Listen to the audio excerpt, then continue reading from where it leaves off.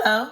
We're going to talk about two terms that sound pretty similar but are very different. The first one, I'm sure you know what to marinate. My chicken thighs were looking kind of really frozen in the back of there. So it's just soaking your food before you cook it, steak, chicken, that kind of thing. And you make a flavored liquid, which is known as the marinade. That's different than what we're going to talk about today, which is macerate.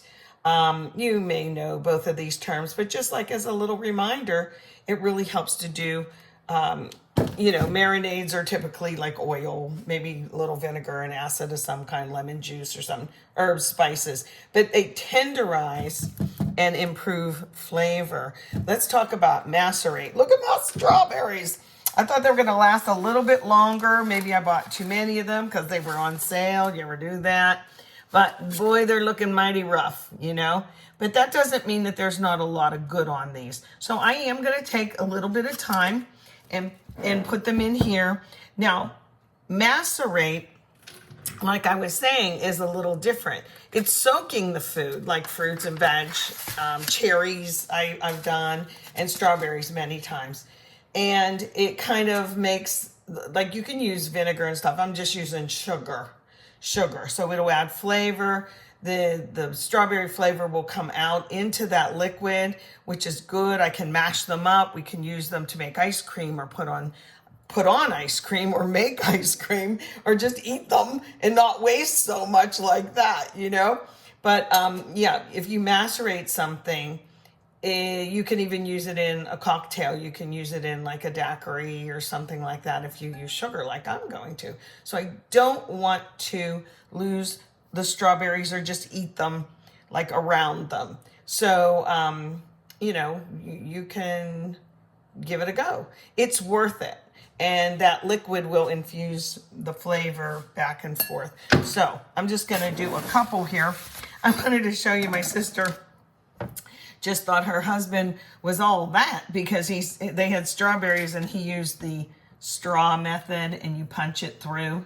And then this little hull, you hull them out, it comes out, but I think you can just do that. And then there's this little tool. It's actually to get the one part of the tomato, the one part off. But again, I don't like it. I think it's more trouble than it is worth. But because you have to get the stem off before you do this part. So guess what, folks? And because there's not good all around, I'm not using the whole strawberry. What I'm going to do is I'm going to just literally cut off the bad, I think, and then see what I can get out of the good. These aren't going to be pretty, and I just have to separate. So look, I got this much good and this much bad. So maybe I'll make them into here like that. And I'm going to put them in there and add a little sugar. And in just a couple of hours, they'll be good. So you have macerating fruit and other things. And marinating. I like to put this in a Ziploc bag, when I do, and flip it around. You remember when Tupperware sold a little bowl? And actually it was a rectangle.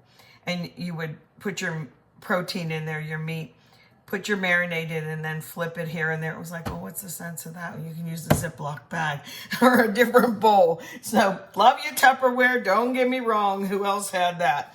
All right, so I'm going to get busy here. Just takes a minute, but waste not, want not. Right, guys? All right, love you. See you next time.